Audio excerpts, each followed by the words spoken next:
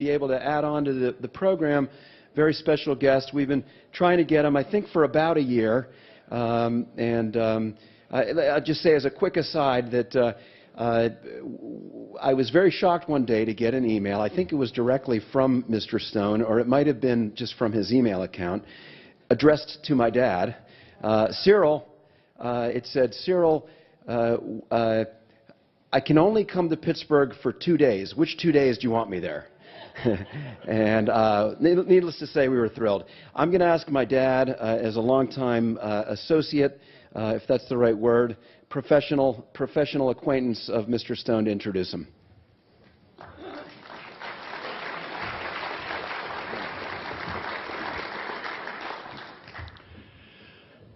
I'm pretending to be delighted. As a matter of fact, this is feigned graciousness, because when Oliver Stone had me come down to New Orleans to be a technical consultant for the movie, he promised me that I would succeed Paul Newman. And that has never come to fruition. I haven't forgotten that great disappointment. Well, we are, of course, honored, as we all are, really. Mr. Stone, we're excited about him because of the JFK movie, and that's quite understandable and appropriate. And, of course, with an audience like this, we are extremely enthusiastic. But setting that aside, keep in mind, this is one of the most accomplished, successful, and highly respected filmmakers, dramatists. This is a gentleman who has achieved the highest pinnacle of success in his field. And so it is a great honor for us to have him here. He's going to talk to us this evening about his brand new book, The Untold History of the United States. It's a beautiful book that he has authored with Peter Kuznick. And there also is a 12-hour Blu-ray series that he has done on this book. Chapter 6, segment 6, or Chapter 6 in the book is on Kennedy. And the 12-hour video that you can get Amazon and so on, I strongly recommend it along with the book. I know that I'm going to grab hold of it on Monday as soon as I get back to normal. Look forward to reading the book and getting that 12-hour series myself. I'm fascinated by it. I've always liked history. I liked it a hell of a lot more than I liked chemistry and physics in college. That was for damn sure. But my father told me I was going to be a doctor, and so I was going to be a doctor. You know, I'm an only child of Jewish immigrants, and that was it. I was going to be a doctor. I could have been a great historian otherwise. So we're going to have shown to us by Oliver a 16-minute video, which, as I understand it, is a small segment, a summary, an encapsulation in some fashion of the book and the series. So sit back, enjoy your peanuts and your popcorn and your chips. I told Oliver that I felt constrained as your host to say that anybody who gets bored before the 16 minutes is over, please leave quietly, don't make any noise, and don't talk, okay? Otherwise, folks, let us welcome back our dear friend, our strong supporter, and a great person, a wonderful guy with a marvelous sense of humor and a keen intellect to go with it, Oliver Stone.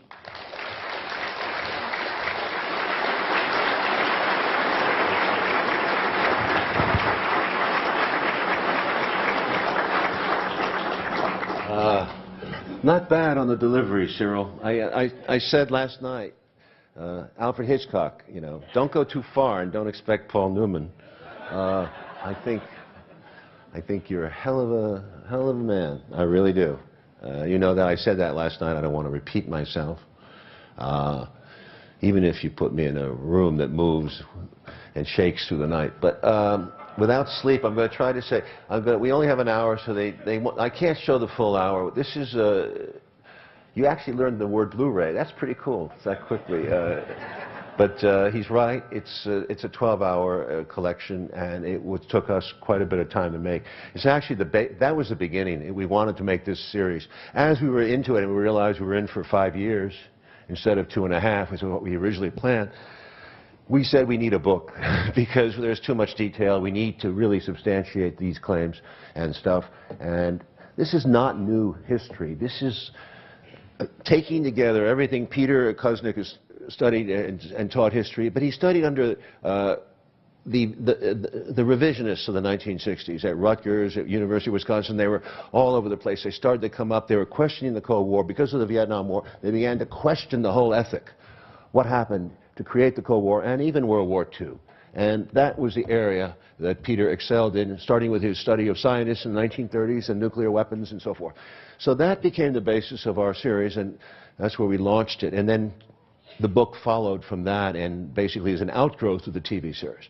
Now today we're going to show you only 16 minutes because they had to pick and choose. I have to come back up here and talk about Kennedy, and I'd like to open it up for some questions. But I'm going to show you the last 16 minutes of the episode, and it sort of opens up the debate on Kennedy and his legacy. Let's roll it, and then I'll come back up here.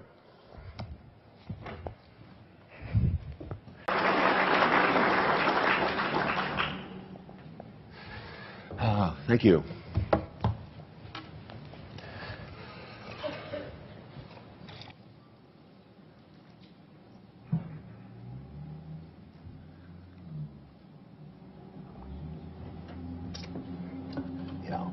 Nixon's the one.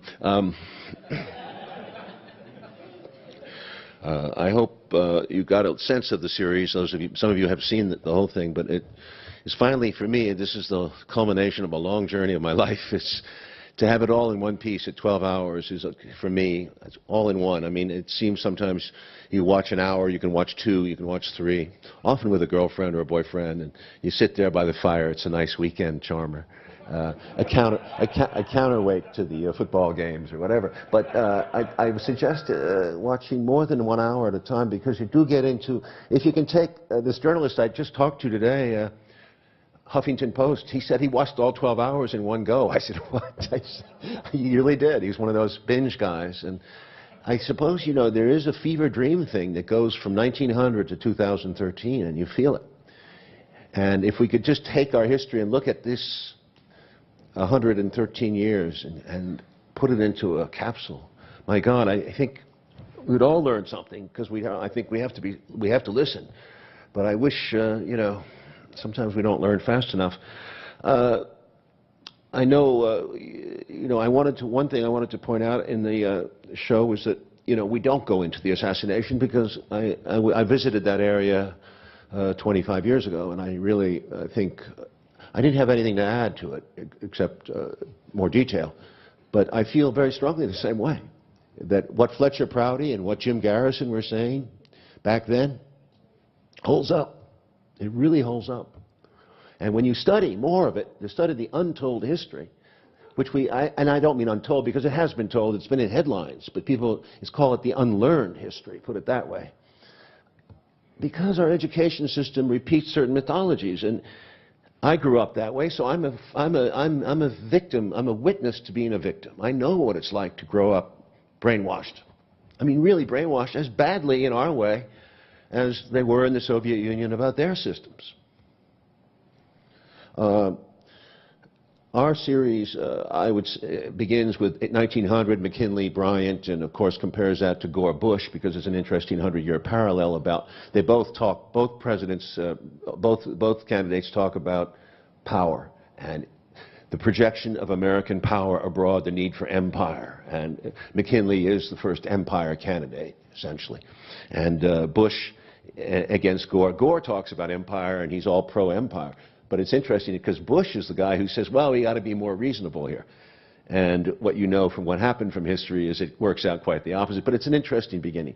That's a prologue, too.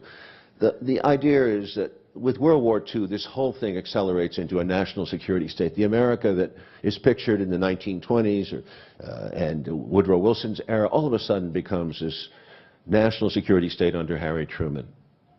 As quickly as 2 weeks, didn't take long, Roosevelt died, unfortunately, 3 months too early. Had Roosevelt survived till August, my God, I think the whole world would have had a different shape, at least for now. But Harry Truman had a lot of decisions to make, and like George Bush, he was certainly a common man, and many people liked him, but he was apparently supposed to be a New Dealer, but he was a very narrow-minded man and not able to empathize as Roosevelt and Kennedy were with the Russian people. In fact, he'd made some statements about we ought to kill as many Russians as we do Germans, or let them kill each other as much as they can, and then we'll sort it out. And that was his statement on the Senate floor in 1941. 2 weeks after Roosevelt's death, he alienated, he had a rough meeting with the Soviet Foreign Minister Molotov, and basically Molotov stormed out of the office. He'd never been talked to in his life like that. So Truman just didn't handle people with the same savoir-faire that Roosevelt had, and that grace, that wonderful charm that Roosevelt had was what we needed. And Truman was a blunt-spoken machine politician. That vision, though, that goes, of course, Truman has ups, downs, sideways, but essentially it got worse from that moment on, from April 45, late April 45, the founding of the UN, to this horrible thing where the American security state really kicks in. It's called the atomic bombs on Japan. You know, we had to do it. This is what we learned to school because it was we had to end the war and save American lives, and the Japanese were going to fight to the bitter end. That's what I learned. What we don't know in America, what we really don't know, is that, one, the Japanese economy was devastated. The transportation system, the ports, everything was gone. They were starving. They were at their rope's end. And the other thing that was held back from American children is the Japanese wanted to surrender. They had been abundant signs of it. We knew about it. Truman and his inner circle certainly knew because we had broken their code long before the beginning of the war. We broke the Japanese code. We knew about their signals to their ambassadors abroad. We knew they were reaching out to the Soviet Union to try to broker a deal with the U.S. So it puts Truman... Truman knew this, but never told the American people. On the contrary, he made it sound as if the Japanese were going to fight on for another couple of years. And the third thing that was held back from the Americans is the impact, huge impact of the Soviet invasion in Manchuria and areas of Japan with the intention of taking Japan. These were age-old enemies. It terrified the Japanese, who knew very well the fate of the Russian Tsar, when he had been shot by the Russians, who might well shoot their own emperor, who was a god. They also knew well the fate of Mussolini. They'd seen it on the newsreels, and of Hitler, etc. And rapes and so forth and so on in Germany. So there was a huge impact on the Japanese. Who knew about it? Not that many knew about it because, frankly, the news machines were kept at the higher levels. But the Japanese War Command knew about it. They just destroyed within 2 days the Kwangtung army. 700,000 men surrendered. They were a fearsome army, the Russian army, and they were sweeping towards Japan. Okay, given those 3 points, then you have Truman knows full well, as do the military command, that the American invasion of Japan cannot proceed for 3 months, logistically. So we're talking August, September, October. We can't get there till November 1. In those 3 months, at the pace at which this war is going, so much is happening. Either the Japanese would have crumbled, the Russians would have come. In any case, Curtis LeMay, who was the greatest terror bomber of all time, he beats anybody Bush would have sent out there. But even Curtis LeMay said, you know, despite the atomic bombs and despite the Russian invasion, the Japanese would have surrendered within 2 weeks. That was LeMay's opinion. And most of the five-star officers felt the same way. You know, why? We won this war. We won it in the Pacific, the Americans did, and the Soviets essentially won it in Europe, as well as helped us in the Japanese war. But we won it. Why? We didn't even have to invade the mainland. Just let them surrender. But we spent a lot of money building these bombs, a lot. And it's the American way. You want to know if it works, right? You don't want to sit around and just like all of a sudden spend a few $1 billion and then leave it in some warehouse somewhere. We would have wondered, does it work? And that's the American way. But I think far more important was the American emerging position on the Soviet Union, which starts to emerge basically in 1944 again, when the Republicans start to get back into Congress. So the anti-communist thing comes back into play from World War I and Woodrow Wilson's days. But all this you need to know. You got to educate yourself. Because the Soviets were our allies. They were waiting for $10 billion reparation from us. Roosevelt had promised it. they were broke. They were desperate. They could have been our allies. But we chose to, Churchill chose to back the British Empire. Now, the British Empire, we show maps of this, very interesting maps. The British Empire was a dominant institution in the world before World War II. We show a map that shows you the influence from all the way from England through to Singapore, India, Suez, the Middle East, the Balkans, Greece, and so forth, Iran.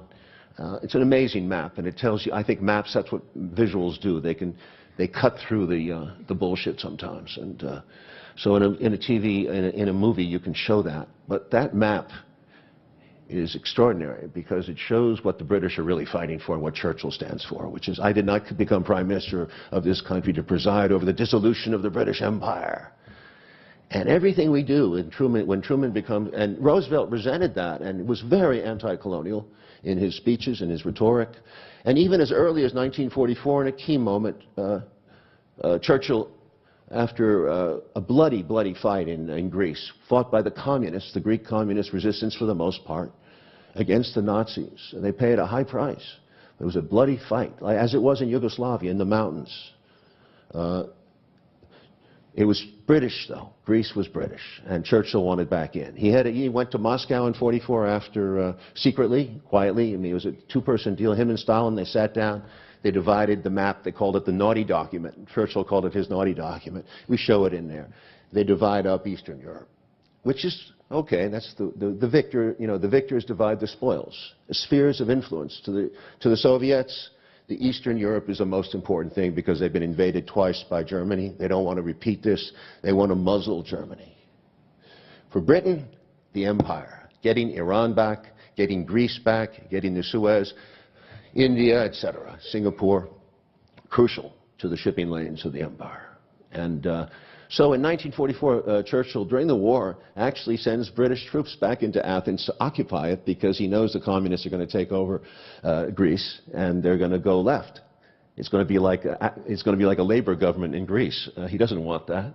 So he dive bombs the streets of Athens. It's an amazing story. Roosevelt was shocked.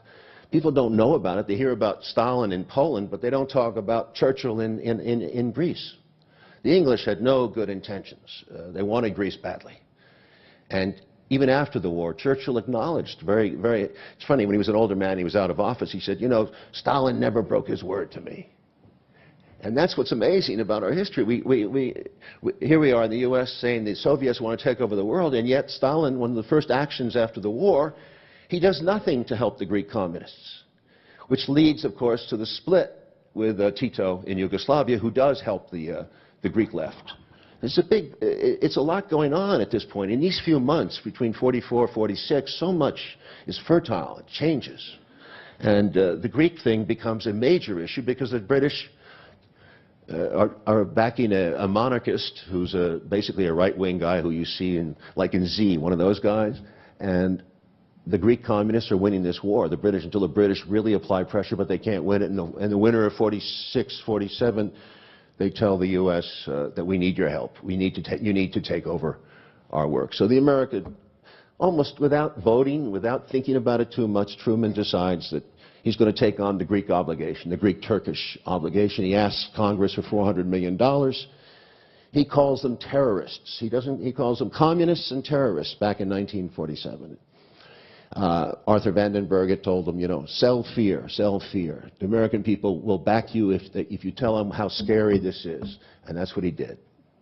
Truman has a lot to pay for in terms of starting this Cold War by telling the Russians, you know, look, you're no longer our allies. Here are 2 atomic bombs that remind you that who's the boss? We're the boss. Stalin came out of that meeting kind of shaken. He calls the Soviet intelligence. He says, what the hell happened to my bomb? We're not going fast enough. The Americans are building it, and blah, blah, blah. And he speeds it up. Everyone who was intelligent, Oppenheimer, Wallace, they knew that the Soviets were going to make a bomb. European Jews and scientists had these secrets for years. They'd been working on them. There's no way the United States is going to control exclusively a bomb. But Truman threw Oppenheimer out. Well, they didn't throw him out, but when Oppenheimer left his office, he told him, I never want to see that son of a bitch in here again. He told Oppenheimer, do you think the Russians will build a bomb? Oppenheimer said, for sure. He said, never. Truman told him, never. I don't know what he was thinking or smoking. But Anyway, out of these stories, these human events, comes very much the framework, the architecture of today's world. It's the same old story. We're repeating the same lines that Truman was saying back then. And when Eisenhower comes into office, it's another huge betrayal, because what's really going on is Eisenhower, in this national security state from 1947, when it's signed into being with the CIA, to 1960, these 13 years, we build up like Gargantua.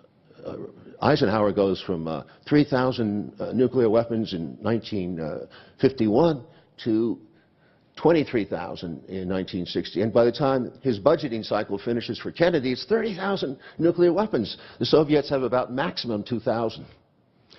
The Soviets knew that we had a plan to destroy them first and not let them retaliate. That was the issue. It still is the issue.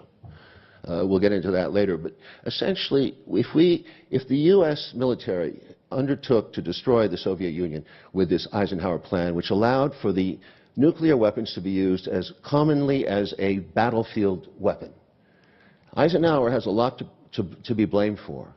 And part of the scenario, just to cut to quickly, of Dr. Strangelove, was that Eisenhower allowed commanders and sub-commanders to have their hands on the nuclear button when they didn't have locks on them.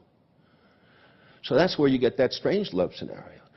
Eisenhower had built a machine that was enormous, and that was what the problem was, that when Kennedy comes to office, he's facing a country armed to the teeth, and with generals who are essentially want to say, let's go now. Let's do the Soviet Union now, because if we don't do them now, they're going to get stronger and stronger. They're going to come up to us.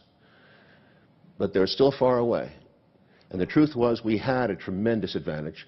Kennedy campaigned on it. He knew he couldn't get elected without being soft on communism. Stevenson had gotten beat up. Kennedy comes in. He asks McNamara to run a check right away on the missile gap. McNamara, within 6 weeks, comes back to him with a report. There is no missile gap. We're so far ahead. They never made it public, but Kennedy knew right away what he was in for. Bay of Pigs, missile gaps, Laos, and so forth. We talked a little bit about it here. We can talk about it some more. He basically, at this very key moment, a young president under the pressure, only 2 presidents have been in office with this kind of power. Imagine the pressure he's under. By the time the Berlin Wall rolls around, it's so thick, the air is thick with tension. Kennedy has a great quote. He says, you know, a wall is better than a war. It's a great quote, because he knew the stakes. He knew how serious this was getting to be. By the time the Cuban crisis comes around, it really was at the edge, the very edge of extinction. The battle plan was much bigger than anyone knew. McNamara found out that the Russians had 40,000 really tough troops there, led by this commander of Stalingrad, that they had 100 nuclear weapons, field weapons, which we didn't know about. The Cubans were much bigger, our force, than we thought about. We were facing many more casualties than we had planned. That would have led to the conflagration. We also had everything armed on Okinawa, ready to blow up China, Red China, with an H-bomb. We were ready to go to war. They wanted it. Now was the moment, because if you wait, in a few years, the Russians are going to catch up. Curtis LeMay wants it. The Joint Chiefs of Staff want it. All those heroes. I think Eisenhower, a man I always respected, was telling Kennedy, go into Cuba. And I thank God that Jack Kennedy had some experience of war. He had a lot of experience. He was a man of character. Not like some of the presidents we've had since. He was a man who could say no to the generals. Do you think Obama would have said no to the generals now? Never. He couldn't say no to them on Afghanistan. Imagine the pressure that Kennedy was under. But he'd been at war with them now for 3 years, since Bay of Pigs, and since Laos, and since we can include the story of Congo, and so forth and so on. He had said no, and at the same time trying to appease them, trying to work his way. Worst of all, he fired Dulles and that group, and Bissell. Firing Dulles is like firing the high priest in this country. You don't do that. But he did it. So his fate was being sealed that year. And we can go into that story, too, if you'd like. My point is that by the time Johnson comes back in, it's a reversal of policy, essential policy. And Johnson is at war in Vietnam. He sends the first ground troops in March of '65, and he starts covert actions right away in '64. But everything Johnson does is the old way, the Eisenhower way.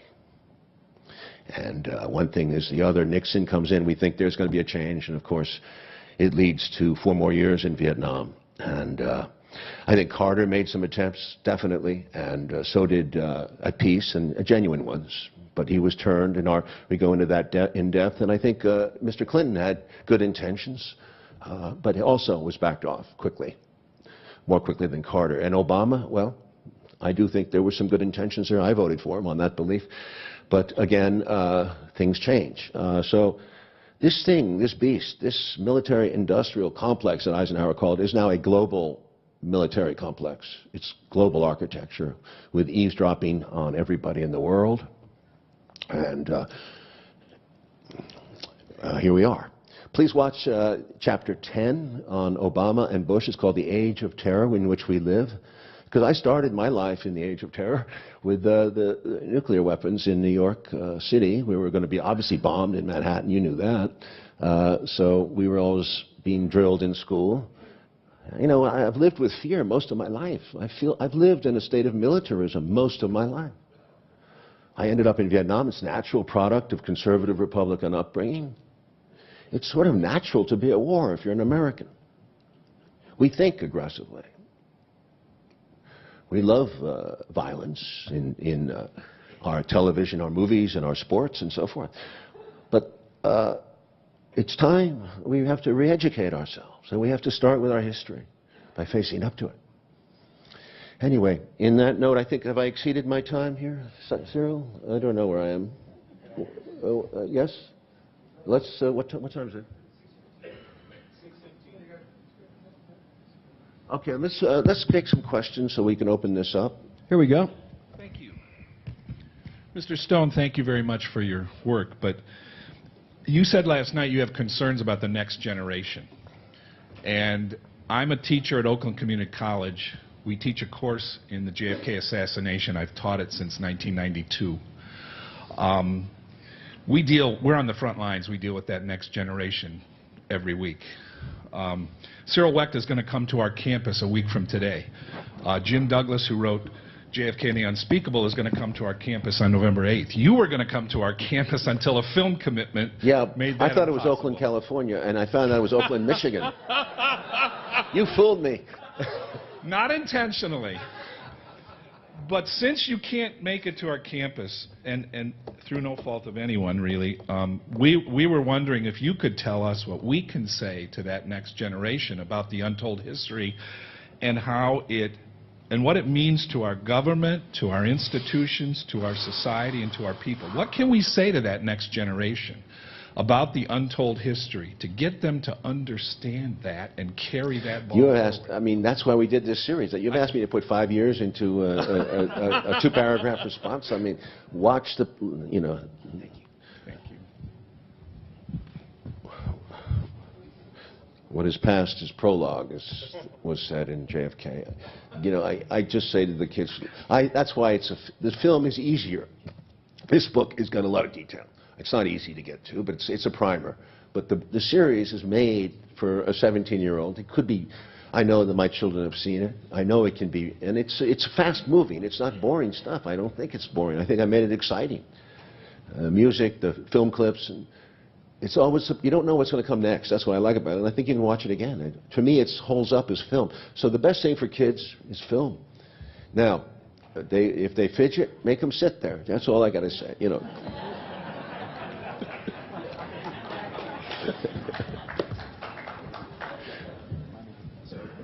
Mr. Stone, first off, I'd like to personally thank you for getting me into this with the movie JFK.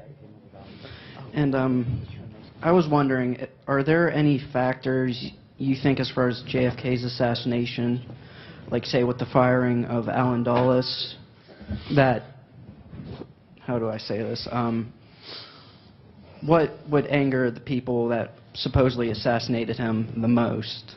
Like, I'm not great at asking questions, so... No, you're not. Get to the point. Yeah, What's your question?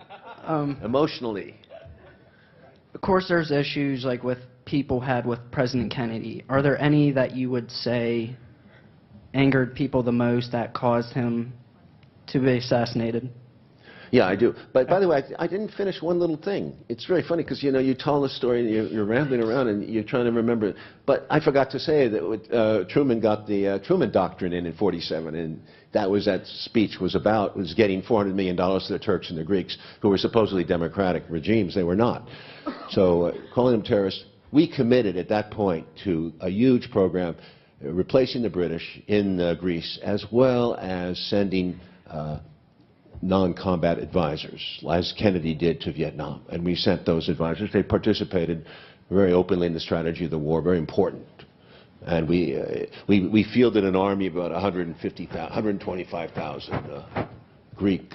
We put up one of those fake armies of ours. We do very good at rightists and so forth, a corrupt army. And they took on the communists, and 25,000. It was a horrible fucking war. It went on for 2 years. And a lot of dead people. We used a lot of the Vietnam concentration camp techniques, detention camps, hamlets, taking villagers out of hamlets. We did the same thing. We did napalm.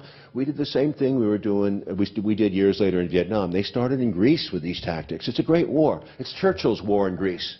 And I think it really has to be looked at as the beginning of the Cold War. There was other events, certainly, but that is the most significant thing, along with Churchill's speech at Fulton. Enough said about that. Yes, I think that that Kennedy was emotional because my father hated him, and he instilled that hatred in me. It was like he's young, he's handsome, he's fresh, he's changing things. He's going to take away Wall Street. He's going to take tax depletion allowances. He's bad for the dollar. I mean, it's all that crap you hear every time someone wants to change things. But I do think the Southern people especially hated him. For racial reasons. I think segregation, he doesn't get enough credit, but he did back Martin Luther King, very much so, and but quietly. He was fighting so many fronts. If you knew what his schedule was like, but he definitely was on the poster and for racial reasons too. Bigots were strong in the South, very strong, and also in the North too. But the military. The CIA is a big deal in Washington world. It's a big deal. David Talbot can tell you more about the emotional impact of that. And the fact is that, as someone pointed out very nicely, I think here, Allen Dulles is the only guy who didn't have a full-time job after 1962. He could hang around Washington and devote a lot of attention to affairs around the town. Everyone else was working on the Warren Commission. So I think that, and the military, Curtis LeMay really hated his guts, as well as so many. I mean, you have to understand, it wasn't any single individual. It has to be with the culture, the fear, the passion. Eisenhower brought up the temperature, especially Dulles. Dulles was into brinksmanship, man, on a serious level. In 1956, Life magazine, Dulles boasted about having made 3 nuclear threats on communism on the Soviet Union, in the Taiwan Straits, in Vietnam, and I forgot the third place, but later it was Suez, and then it was Quemoy Matsu. It was about 5 or 6 threats in Vietnam emanating from the Eisenhower people. They played with this nuclear weapon stuff because he honestly, maybe, I don't know what Eisenhower was thinking. He was a good general in the war, but Atoms for Peace was his. He wanted to make Atoms for Peace friendly. So you could cook in your kitchen with a little atomic radiator, and you could flip, and your mom, and it'd be cool. And you know where he wanted to sell the first ones to Japan? In Hiroshima. That's what he wanted to do. They refused, thank God. But he did get Fukushima going, and we owe Eisenhower a lot of credit for that.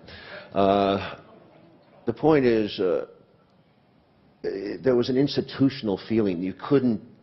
We were committed to a way of life. You cannot go out there and start to change that. And Kennedy was smart. He said, give me until '64. That re-election is the issue. He would have been re-elected. He would have beaten Rockefeller, and he would have beaten, because he was popular. That was what people don't sometimes give him credit for. He was popular for being a peacekeeper. And we don't know that. A lot of kids don't know that he was popular. But he was hated by these groups, these special interest groups. So that popularity was a killer for him. They knew he'd get elected. And then what? You got Bobby in '68, and you got a dynasty. Very dangerous, a dynasty in American politics. Look at the Bush family. You can go far. And Kennedy had that personal loyalty, charisma to do it. My God. And he would have dumped Lyndon in '64. I am convinced. Many people have told me this. And, you know, Lyndon was in such hot water. There was 4 scandals brewing, maybe 5, serious scandals. His political career was over, and he knew it. So that's just a throw-in. Mr. Stone, in April of '61, President Kennedy referred rather extensively, but still obliquely, to a global conspiracy. Much of it centered around military, industrial types of things, and covertness and secrecy was the theme to the American Newspaper Publishers Association. What do you think he was referring to in terms of a global conspiracy? I don't know the speech, I'm sorry, but okay. I'm sure, I don't know what he's talking about at that point. I don't know the context of it. I don't want to speculate. But as to hatred, did I miss anything on hatred? The hatred for Kennedy was visceral, is what we said in this series. Visceral. And also, it was old people against young people, too. Come on. This guy was young. Truman was an old man. Eisenhower was an old man. They looked old. Right? Kennedy was... I'm old. In 1949, I read an article about the Air Force and Navy could have brought Japan down without a land invasion. However, I'm watching you educate Bill Mayer and Chris Matthews the other night, so this is the second time. I think a major deterrent to World War III was when Kennedy and Khrushchev or others, all they had to do is look at those pictures of Hiroshima and Nagasaki. And that, if we had not nuked Japan, and I'm a believer that we would have had to invade, maybe hopefully peacefully, but if we hadn't nuked them, we would have had those 2 nuked cities to look at, and I think that was a major, if not the major factor in stopping World War III. Well, I profoundly disagree with you. The Japanese were, I repeat, were exhausted. There was a junior officer corps that was definitely hardcore. They would have gone to the end, but they didn't have power. They were cut off. There was a wonderful movie about it called Japan's Longest Day. And it shows you that the leaders of the Japanese cabinet and the emperor wanted the peace. Anami did not, although Anami was a hardliner, he did not agree. He did not back the junior corps of the army when they revolted. There was no mandate for them to go on fighting. And the Soviets were a significant factor in a far larger army than our own. How would we, and we had 3 months before we could have gotten it together. Don't you think something would have happened in those 3 months? Like, anyway, I don't want to get into that too much, but look, see that movie, Japan's Longest Day, and take into account what Russia means to this equation. Yes. Yes, Mr. Stone, the driving force really in the expansion of the military-industrial complex has been the ability for the Federal Reserve to inflate the money supply and draw wealth out of the world. Have you ever thought of making a movie about the history of the Federal Reserve, in particular how John... Don't you think this is tough enough? God almighty. And noting that John Kennedy in 1962 or 3 sought to introduce a treasury note redeemable in silver that would have competed with the Federal Reserve and threatened the Federal Reserve. Thank you. I made Wall Street. This is so hard. Do you know how difficult that was? How am I going to make FRB interesting? That's too tough. I mean, honestly, I know it's a great story, but it's a story that should be a documentary, you know? There are things like Untold History. You can't really make a movie of that depth and complexity. No. People send me scripts all the time about Jekyll Island, and they're all boring, you know. You got to make a movie interesting. The basis of this movie is, bless his soul, is Jim Garrison, because I was not particularly interested in the assassination. I didn't know much about it. I bought the story, but I read Garrison's book, and you know what? It was a great thriller. And as a movie director, I was drawn to that material. Now, then I met Garrison. Then I read up on it, because obviously I didn't want to do that kind of thing if it was not true. I had to do a significant amount of research. But at first, it was all, this works. It was like Z. In the Greek prosecutor goes after the bad guys. He nails them. And, of course, the state turns out to be the bad guy. and there's no way you can nail them. It's a Garrison trial in a way, all over again. Hi, Mr. Stone. I have two questions for you. One, your movie very powerfully criticizes the FBI and the CIA. Have you ever felt that you've been targeted by the government for reprisals in some way? And also, do you think LBJ was involved in the conspiracy to murder President Kennedy? Well, as I said at the time of the film, I won't go any further. I would only say that he was definitely involved in a cover-up, because there's two sides to this thing. There's an operational side, and then there's a cover-up side, and one does not need to know the other. The cover-up exists in the fact that you create the Warren Commission and you appoint the guy that Kennedy fired from the CIA precisely because he was corrupt, Dulles. So that's crazy.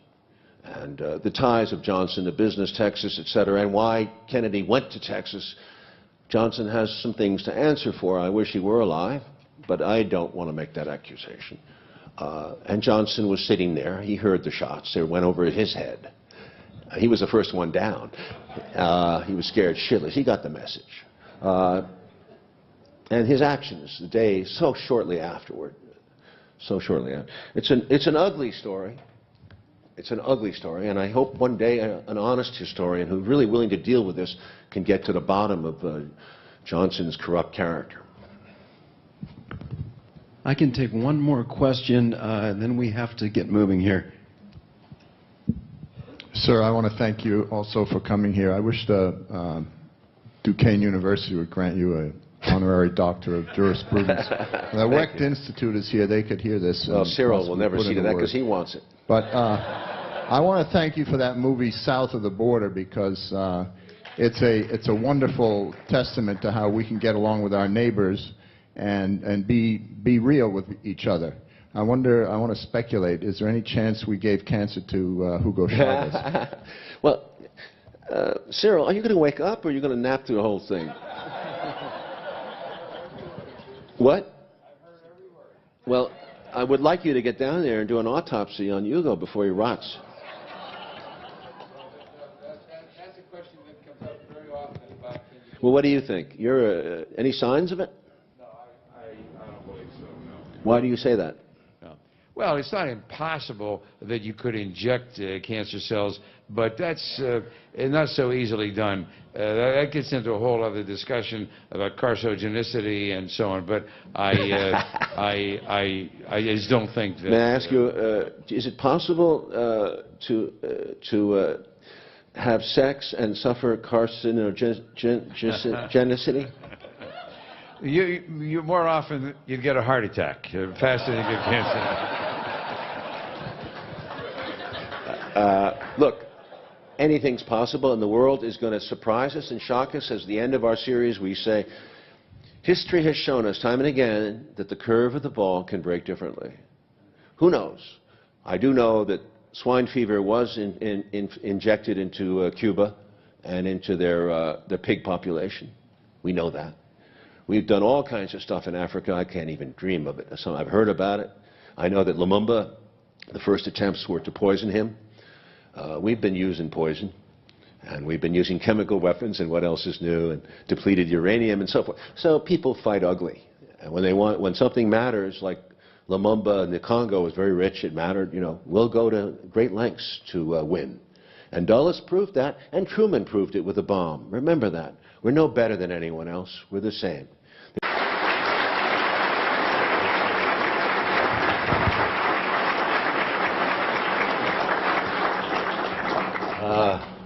Not bad on the delivery, Cyril. I said last night, Alfred Hitchcock, don't go too far and don't expect Paul Newman.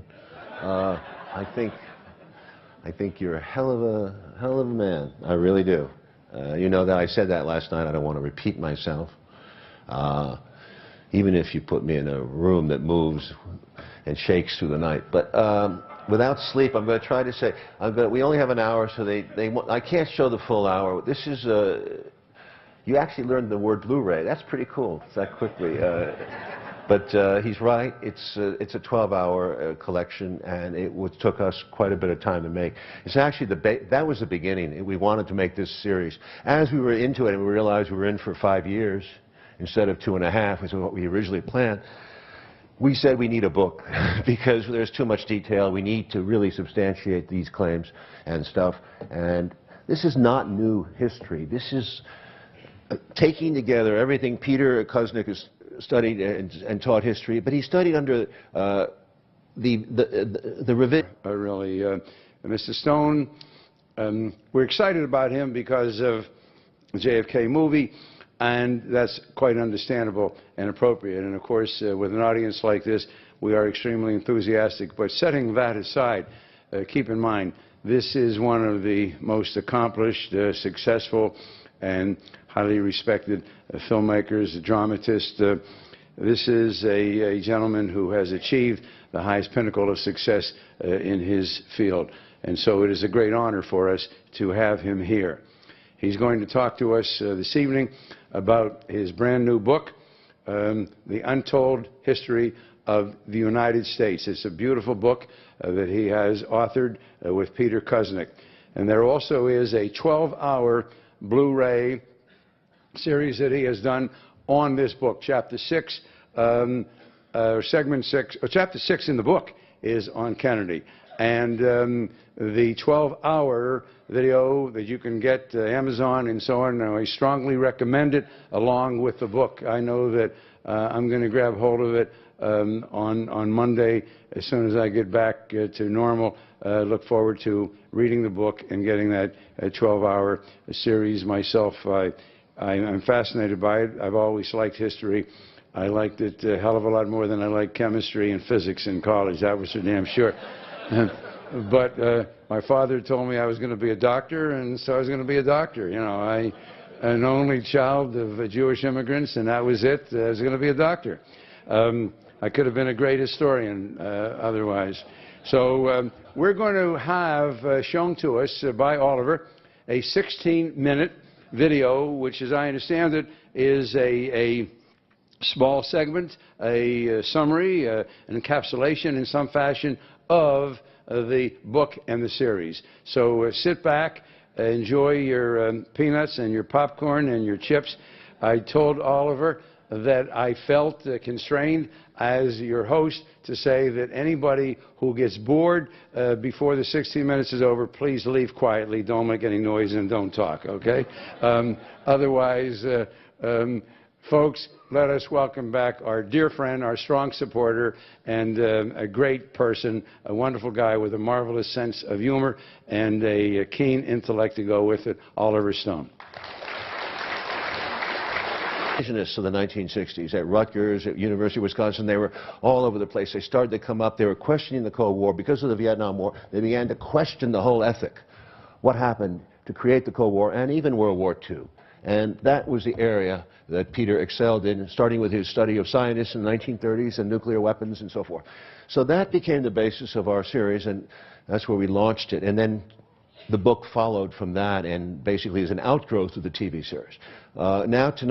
Today, we're going to show you only 16 minutes because they had to pick and choose. I have to come back up here and talk about Kennedy, and I'd like to open it up for some questions. But I'm going to show you the last 16 minutes of the episode, and it sort of opens up the debate on Kennedy and his legacy. Let's roll it, and then I'll come back up here.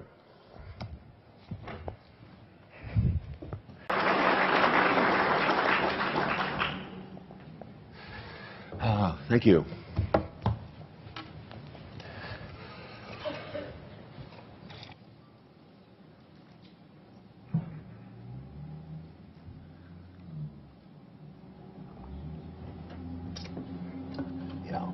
Nixon's the one. Be able to add on to the program, very special guest. We've been trying to get him, I think, for about a year. I'll just say as a quick aside that I was very shocked one day to get an email. I think it was directly from Mr. Stone, or it might have been just from his email account, addressed to my dad. Cyril, it said, Cyril, I can only come to Pittsburgh for 2 days. Which 2 days do you want me there?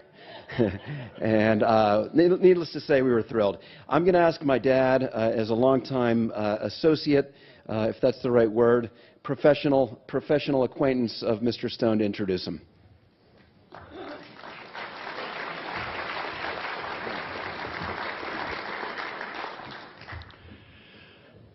I'm pretending to be delighted.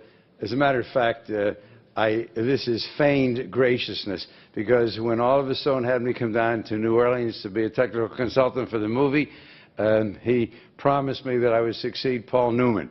And that has never come to fruition. I haven't forgotten that great disappointment. Well, we are, of course, honored, as we all are,